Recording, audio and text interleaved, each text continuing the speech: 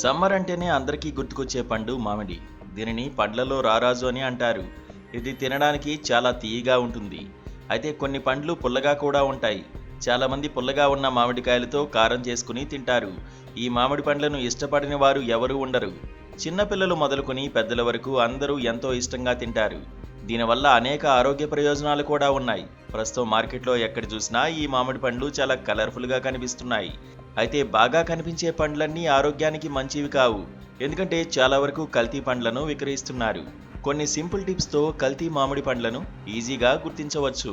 కృత్రిమంగా పండించిన మామిడి పండ్లు కొద్దిగా మెరుస్తూ కనిపిస్తాయి. సహజంగా పండిన మామిడి పండ్ల కంటే పసుపు లేదంటే నారింజ రంగులో ఎక్కువగా కనిపిస్తాయి. కృత్రిమంగా పండించిన మామిడికాయలు కొన్ని రసాయనాలు, కొన్ని రకాల వాసనలను కలిగి ఉంటాయి. కృత్రిమంగా పండించిన మామిడి పండ్లు సహజంగా పండిన వాటితో పోలిస్తే మృదువుగా, మెత్తగా అనిపించవచ్చు.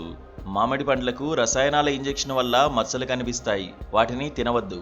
సహజ మామిడి పండ్లలో మచ్చలు ఉండే అవకాశం తక్కువ. నిపుణుల అభిప్రాయం ప్రకారం కృత్రిమంగా పండించిన మామిడి పండ్లు రుచిగా, వింతగా ఉండొచ్చు. మామిడి రుచి చెడుగా ఉంటే దానిని కృత్రిమంగా పండించి ఉండొచ్చు. ఒకవేళ మామిడి పండ్లు కల్తీవని గుర్తించాలంటే వాటిని ఒక బకెట్ నీటిలో ఉంచండి. మామిడి పండ్లు నీటిలో మునిగిపోతే అవి సహజంగా పండినవి.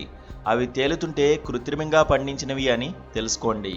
అదే నీటిలో కొంచెం బేకింగ్ సోడా వేసి మామిడి పండ్లను ఆ మిశ్రమంలో 10 నుంచి 20 నిమిషాలు ఉంచండి.